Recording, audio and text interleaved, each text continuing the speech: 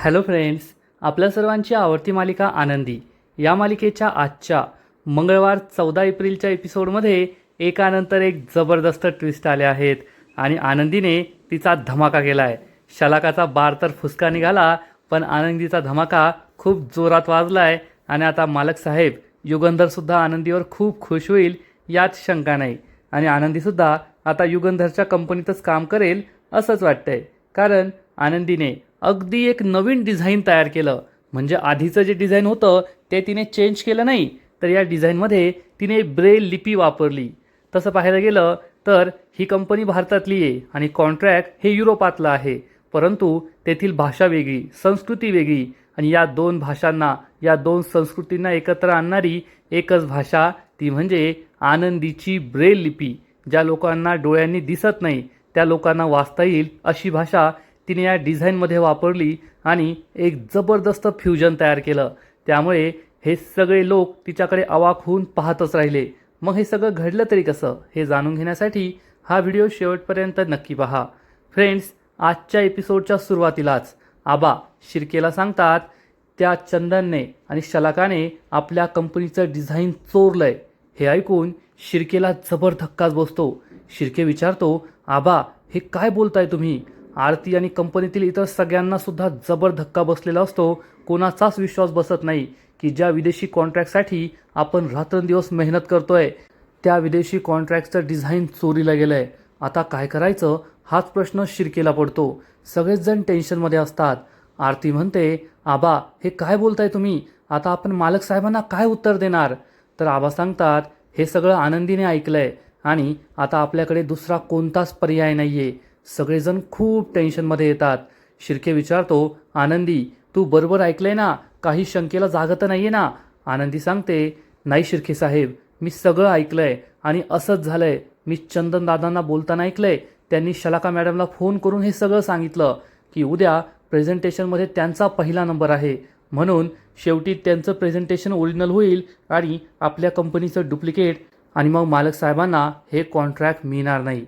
शिर्केला खूप राग येतो. चंदन तुला सोडणार नाही मी. मला माहीत होतं तू हे करणार होता, मला माहीत होतं, पण मी तुझ्याकडे दुर्लक्ष केलं. आनंदी विचारते, आता काय करायचं? मालक साहेबांना सांगायचं का शिर्के सर? तर शिर्के सांगतो, नाही, मालक साहेबांना नाही सांगू शकत. मालक साहेबांना आत्ता सांगितलं ना तर संपूर्ण इचलकरंजीमध्ये आग लागेल आणि मी ते नाही होऊ देऊ शकत. आपल्याला मालक साहेबांना न सांगता काहीतरी करावं लागेल. काय करता येईल याचा विचार शिर्के करत असतो. तर आरती म्हणते, शिर्के सर आपण डिझाईन बदलूया. आम्ही सगळे रात्रभर मेहनत करू, नवीन डिझाईन तयार करू आणि मग उद्या त्याचं प्रेझेंटेशन देऊ. तर शिर्के म्हणतो, नाही ग आरती, मालक साहेबांच्या परवानगीशिवाय आपण डिझाईन नाही चेंज करू शकत आणि जर आपल्याला त्या डिझाईनमुळे कॉन्ट्रॅक्ट नाही मिळालं तर मात्र मालक साहेब आपल्याला कोणाला सोडणार नाही. आरतीला खूप टेन्शन येतं. काय करावं हे तिला कळतच नाही. शिर्केसुद्धा टेन्शनमध्ये असतो आणि तेवढ्यात आनंदी म्हणते, ताई माझ्याकडे एक कल्पना आहे, मी सांगू का? आरती म्हणते, नाही ग आनंदी, शांत बस, आम्हाला विचार करू दे. आनंदी म्हणते, अगं ताई एकदा ऐकून तरी घे माझं, प्लीज ऐकून घे. तर आरती म्हणते, अगं आनंदी एवढं सोपं नाही आहे ते. तर शिर्के आरतीला म्हणतो, आरती थांब, बोलू दे तिला. हा सांग आनंदी, काय आयडिया आहे तुझ्याकडे? आणि मग आनंदी सगळ्यांना सांगते, माझ्याकडे खूप भारी आयडिया आहे. आणि आनंदी जी काही आयडिया सांगते ती आपल्याला ऐकू येत नाही. बॅकग्राऊंडमध्ये आनंदी या मालिकेचं शीर्षक गीत सुरू असतं आणि खरंच हे शीर्षक गीत, टायटल सॉन्ग खूप भारी आहे. आणि आनंदी तिला जे आयडिया सुचलेली असते उद्याच्या प्रेझेंटेशनमध्ये आपलं डिझाईन कसं प्रेझेंट करायचं याबद्दल तिची ही आयडिया असते, ती सगळ्यांना ऐकवते. आणि ही डिझाईन ऐकून सगळ्यांची तोंडं उघडीच राहून जातात. आनंदीने इतकी भारी आयडिया सांगितलेली असते की कोणाचा विश्वासच बसत नाही. आणि हळूहळू आनंदी जशी जशी आपली आयडिया सांगते तसं तसं सगळेजण खुश होतात. सगळ्यात आधी कामगार खुश होतात. मग शिर्के साहेबांच्या चेहऱ्यावर सुद्धा आनंद येतो. त्यांच्या चेहऱ्यावर स्माईल येते. आबा आरती ज्यांना सुद्धा वाटतं खरंच आपली आनंदी किती हुशार आहे. आणि आनंदी आपली सगळी आयडिया सांगते की या पद्धतीने आपल्याला आपलं डिझाईनसुद्धा चेंज करावं लागणार नाही आणि आपलं डिझाईन वेगळंसुद्धा ठरेल आणि हे कॉन्ट्रॅक्ट आपल्याच कंपनीला मिळणार. आनंदीचं हे बोलून होताच शिर्के साहेब जोरजोरात टाळ्या वाजू लागतात. आरती, आबा, कंपनीतले सगळे कामगार आनंदीसाठी जोरजोरात टाळ्या वाजवतात. त्यामुळे आनंदी खूप खुश होते. पण लगेच शिर्केच्या मनात एक शंका येते. आनंदी, तुझी आयडिया तर खूप भारी आहे, पण आपल्याकडे वेळ खूप कमी आहे. आपल्याला उद्या सकाळपर्यंत हे डिझाईन तयार करायचं आहे. उद्या सकाळपर्यंत हे शक्य होईल का? तर आनंदी सांगते, हो शिर्के साहेब, शक्य होईल. काहीच घाबरण्याचं कारण नाही आहे. फक्त मला माझा टाईपरायटर हवा आहे. आणि तेवढ्यात शिर्केला चक्क युगंधरचा कॉल येतो. युगंधरचा कॉल पाहून शिर्के खूप घाबरतो आणि बाजूला जाऊन फोन उचलतो आणि म्हणतो, बोला ना मालक साहेब. तर युगंधर विचारतो, काय शिर्के, काय सुरू आहे कंपनीत, काम झालं की नाही? तर शिर्के सांगतो, हो मालक साहेब, एकदम जोमात काम सुरू आहे.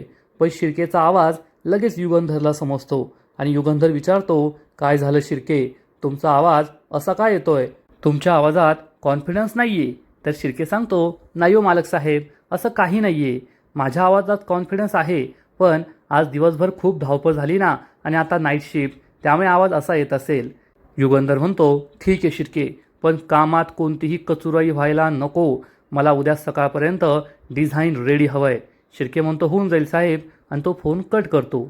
आरती विचारते, काय झालं शिर्के सर, मालक साहेब काय बोलले? शिर्के म्हणतो, मालक साहेब काय बोलले हे आता महत्त्वाचं नाही आहे. आणि शिर्के सगळ्या कामगारांजवळ येतो आणि म्हणतो, आता आपल्याकडे फक्त आजची रात्र बाकी आहे. 1 मिनिटसुद्धा वाया जायला नको. आत्ताच्या आत्ता कामाला सुरुवात करा. तर आबा म्हणतात, शिर्के साहेब, अजून एकदा विचार करा. मालक साहेबांना न सांगता आपण खूप मोठी रिस्क घेतोय. हे करायला हवं का? तुम्ही मालक साहेबांना कळवा. तर शिर्के म्हणतो, आबा मला कळतंय, तुम्ही बरोबर बोलताय, परंतु आता मालक साहेबांना सांगणं योग्य नाही आहे. आपलं एकदा डिझाईन रेडी झालं, काम पूर्ण झालं का मग मी मालक साहेबांना सांगेल. आनंदी, जा आत्ताच्या आत्ता तुझं टाईपरायटर घेऊन ये. आणि मग थोड्याच वेळात आनंदीच्या घरी आरती आणि आबा पोहोचतात. आरती विचारते, काय झालंय, तुम्ही अचानक घरी का आलात? आबा सांगतात, अगं पोरी, रात्र वैरायची आहे, आत्ता सांगायला वेळ नाही आहे, खूप महत्त्वाचं काम आहे, आम्हाला आनंदीचं हे टाईपरायटर कंपनीत घेऊन जायचं आहे. तर आरची म्हणते, मग आबा तुम्ही कशाला धावपळ करताय, तुम्ही येथेच थांबा, मी घेऊन जाते ना आरतीताईबरोबर. आरती म्हणते, हो आबा, तुम्ही घरीच थांबा, एकतर रात्रीची वेळ आहे आणि तुम्हाला दगदग नाही सहन व्हायची. आबा घरीच थांबतात आणि आरची या दोघीही आनंदीचं टाईपरायटर घेऊन ऑफिसमध्ये जायला निघतात.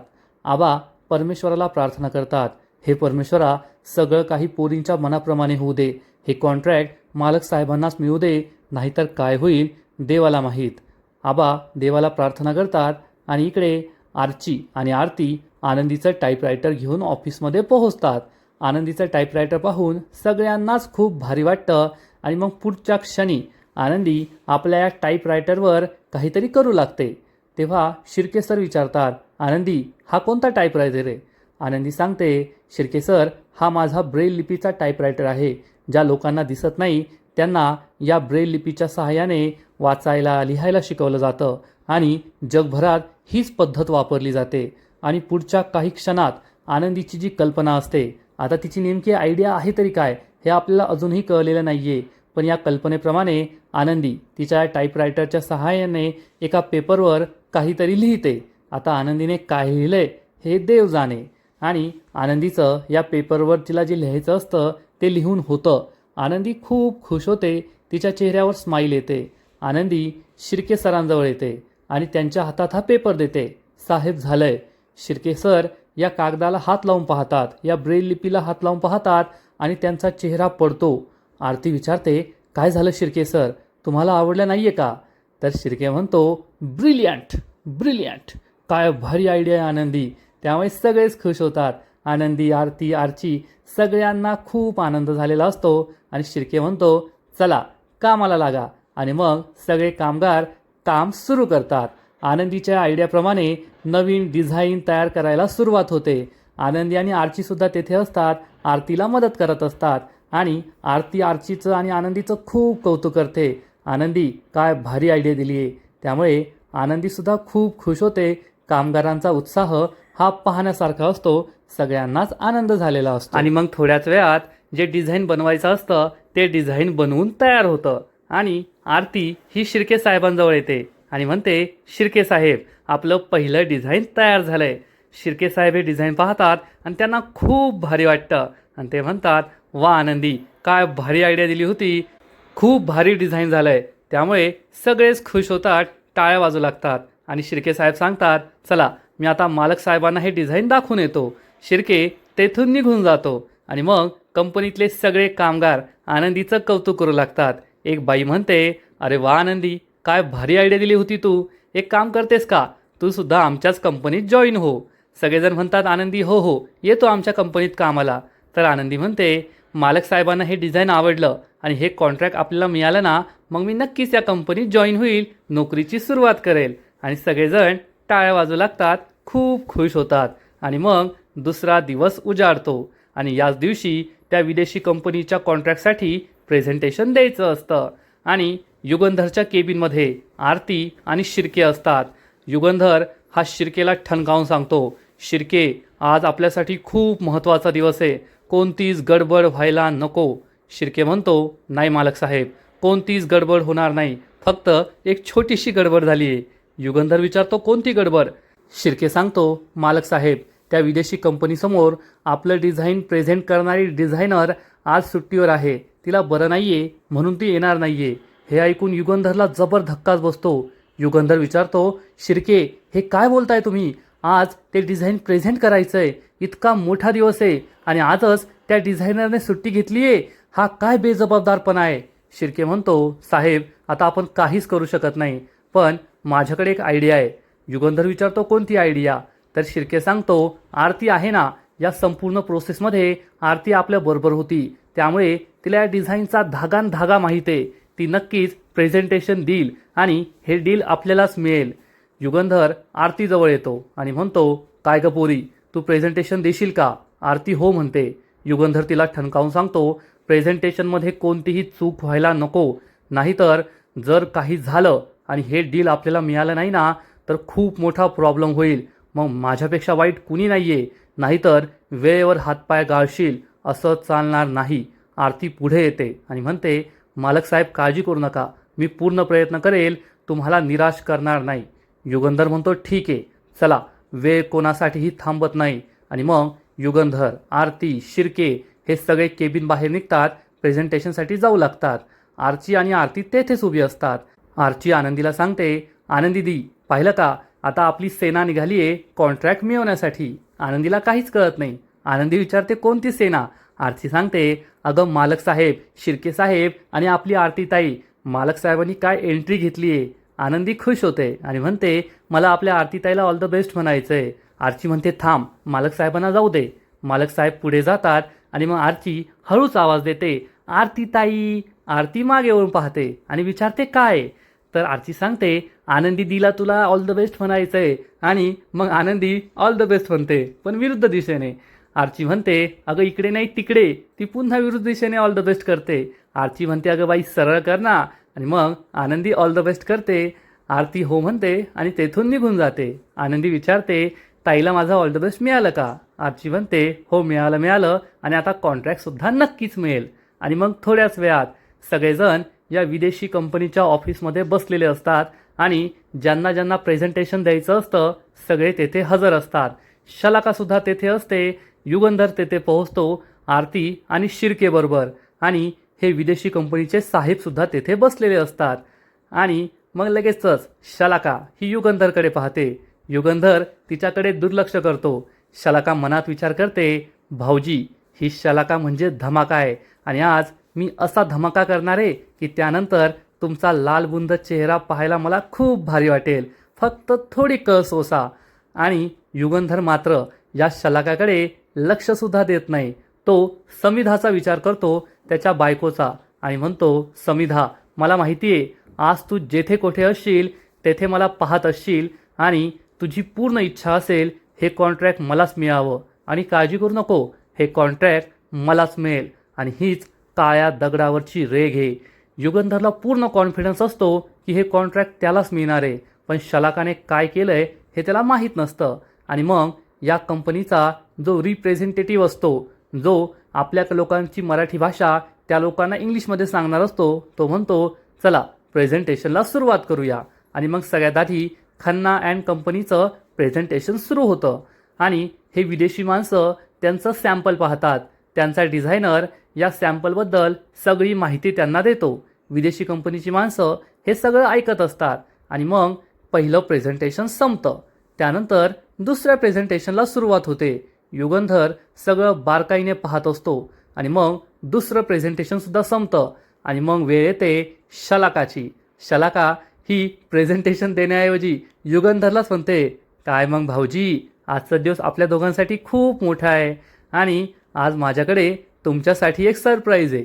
युगंधरला वाटतं शलाकाची फालतूची बडबड सुरू आहे, त्यामुळे युगंधर काहीच बोलत नाही आणि मग शलाका आपल्या असिस्टंटला हे प्रेझेंटेशन द्यायला सांगते. सगळ्यात आधी सॅम्पल या विदेशी पाहुण्यांना दाखवलं जातं आणि युगंधर एक नजर या सॅम्पलकडे मारतो आणि सॅम्पल पाहून युगंधरच्या पायाखालची जमीनच सरकते, कारण हे सॅम्पल म्हणजे त्याच्या डिझाईनची हुबेहूब नक्कल असते, कॉपी असते. आणि युगंधरला हे तर काय अजून माहीत नसतं, शिर्केने सांगितलेलं नसतं, त्यामुळे युगंधरला जबर धक्काच बसतो. युगंधरचा हा चेहरा पाहून शलाका चांगलीच खुश होते, त्याच्याकडे पाहून हसत असते. युगंधर शिर्केला विचारतो, शिर्के हे सगळं काय आहे?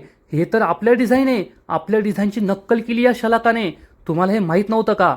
शिर्के म्हणतो, साहेब शांत व्हा, मला सगळं माहीत होतं आणि मी सगळं मॅनेज केलं आहे, पण तुम्ही तुमच्या रागाला आवर घाला, ही योग्य जागा नाही आहे, तुम्ही फक्त थोडा वेळ मला द्या, हे कॉन्ट्रॅक्ट आपल्यालाच मिळणार, तुम्ही काळजी करू नका. पण युगंधरला काहीच कळत नाही, त्याच्या तळपायाची आग मस्तकात गेलेली असते, या शलाकाने माझं डिझाईन चोरलंय. पण शिर्के म्हणताय म्हणून युगंधर गप्प बसतो आणि मग शलाकाची डिझायनर पुढे येते आणि आपलं प्रेझेंटेशन देऊ लागते. ती सांगते, सर, आम्ही पाश्चात्य संस्कृती आणि भारतीय संस्कृती यांचा मेळ घालून हे डिझाईन तयार केलं आहे. दोन्ही संस्कृतीला एकत्र आणण्यासाठी मी, शलाका मॅम आणि आमच्या संपूर्ण टीमने रात्रंदिवस मेहनत करून हे डिझाईन तयार केलं आहे. आणि शलाका ही अतिशय निर्लज्जपणे यासाठी होकार देते. तिने हे डिझाईन चोरलंय, काहीच मेहनत केली नाहीये, तरी ती सगळं क्रेडिट घेते. युगंधरला खूप राग येतो. शिर्के, आरती हे सुद्धा खूप चिडलेले असतात. या विदेशी पाहुण्यांना हे डिझाईन चांगलंच आवडलेलं असतं. शलाका ही आपल्या प्रेझेंटेशनविषयी बोलायचं सोडून या पाहुण्यांना सांगते, सर, हे प्रेझेंटेशन मी माझे भाऊजी युगंधरला अर्पण करते. त्यांच्या मार्गदर्शनामुळेच हे सगळं शक्य झालंय. युगंधरला खूप राग येतो आणि शलाका सगळ्यांना युगंधरसाठी टाळ्या वाजवायला सांगते. सगळेजण युगंधरसाठी टाळ्या वाजवतात, त्यामुळे युगंधर खूप चिडतो आणि रागारागाने उभा राहतो. शलाका, ही चोरी आहे, चोरी, तुला लाज नाही का वाटत? माझी मेहनत, माझं प्रेझेंटेशन, माझं डिझाईन चोरी केलंस आणि येथे स्वतःच्या नावाने मोठ्या मोठ्या हाका मारतेस, थापा मारतेस, निलाजरी कुठली. शलाकाला खूप राग येतो. शलाका चिडून म्हणते, भाऊजी, हे काय बोलताय तुम्ही? मी आणि चोरी? मी असं काहीच केलेलं नाहीये. हे विदेशी पाहुणे विचारतात, काय झालं? तर त्यांचा ट्रान्सलेटर सांगतो, there must be a family issue, म्हणजे त्यांच्या घरचा काहीतरी मॅटर सुरू आहे. आणि हे विदेशी पाहुणे सुद्धा या दोघांचं भांडण एन्जॉय करू लागतात. आणि मग ही शलाका युगंधरचा अपमान करते आणि म्हणते, कसं आहे ना युगंधर भाऊजी, तुम्ही ना अंगठे बहादर आहात, त्यामुळे बिझनेस कसा करायचा हे तुम्हाला माहिती नाही आहे. याला स्मार्टनेस म्हणतात. तसंही स्मार्टनेस, बुद्धी, चातुर्य याचा आणि तुमचा काहीच संबंध नाही आहे. युगंधर, आरती आणि शिर्केला खूप राग येतो आणि शलाका ही युगंधरचा अपमान करतच राहते आणि म्हणते, तुम्ही ना फक्त विणकाम करत राहा, तुमची तेवढीच लायकी आहे. विदेशातलं कॉन्ट्रॅक्ट मिळवणं, विदेशात आपलं डिझाईन पाठवणं हे काय तुमच्या तोंडचा घास नाही आहे. युगंधर खूप चिडतो आणि म्हणतो, शलाका, तुला याचे वाईट परिणाम भोगावे लागतील. असं म्हणून युगंधर रागारागाने तिथून जाऊ लागतो, तर शिर्के त्याला थांबवतो आणि म्हणतो, मालक साहेब, मी तुम्हाला म्हणालो होतो ना, ही योग्य जागा नाही आहे उत्तर देण्याची. तुम्ही माझ्यावर विश्वास ठेवा, आपण प्रेझेंटेशन देऊ शकतो, हे कॉन्ट्रॅक्ट आपल्याला मिळेल, फक्त थोडी कळ सोसा, तुम्ही थांबा, कोठेच जाऊ नका. आणि शिर्के युगंधरसमोर हात जोडतो. पण युगंधरला कळतच नाही की एवढं सगळं झाल्यानंतर सुद्धा, आपलं डिझाईन चोरीला गेल्यानंतर सुद्धा शिर्के आपल्याला येथे थांबायला का सांगतोय, नेमकं चाललंय तरी काय. आणि आजचा एपिसोड येथेच संपतो. फ्रेंड्स, खरंच आनंदी मालिकेचा आजचा एपिसोड खूप भारी होता, एकदम इंटरेस्टिंग होता. आजचा एपिसोड पाहायला तर मजा आली, पण या मालिकेचा पुढील एपिसोड पाहायला आणखीन मजा येणार आहे, आणखीन मोठा ट्विस्ट या मालिकेत येणार आहे. मग नेमकं घडणार तरी काय? तर फ्रेंड्स, आनंदी मालिकेच्या पुढील एपिसोडमध्ये आपण पाहू की जेव्हा युगंधर याला असं वाटेल की आता आपलं काही खरं नाही, आपलं डिझाईन चोरीला गेलं आहे, युगंधर सांगेल साहेब आम्हाला माफ करा पण आम्ही प्रेझेंटेशन देऊ शकत नाही. त्यामुळे सगळ्यांना जबर धक्का बसेल. शलाका खूप खुश होईल. पण त्याच वेळेस आनंदी तेथे पोहोचणार. आधी आरती प्रेझेंटेशन देणार होती पण आता आनंदी प्रेझेंटेशन देणार.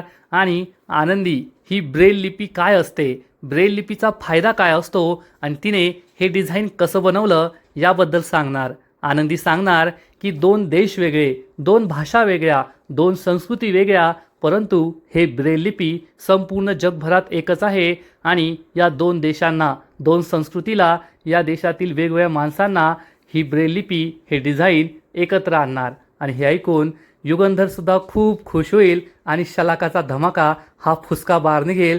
शलाकाचा चेहरा पाहण्यासारखा होईल आणि मग आनंदीच्या या प्रेझेंटेशननंतर त्यांनाच हे कॉन्ट्रॅक्ट मिळणार यात शंका नाही. तर फ्रेंड्स, खरंच आनंदी मालिकेचा पुढील एपिसोड खूप भारी असणार आहे. तर तुम्हाला सुद्धा आनंदी मालिका आवडते का? नक्कीच कमेंट करून सांगा. आणि या मालिकेचे असेच नवीन नवीन एपिसोड, नवीन नवीन अपडेट सर्वात आधी पाहण्यासाठी व्हिडिओला लाईक करा, शेअर करा, चॅनलला सबस्क्राईब करून बेल आयकॉनवर क्लिक करा. म्हणजे या मालिकेचे नवीन नवीन एपिसोड तुम्हाला सर्वात आधी पाहायला मिळतील.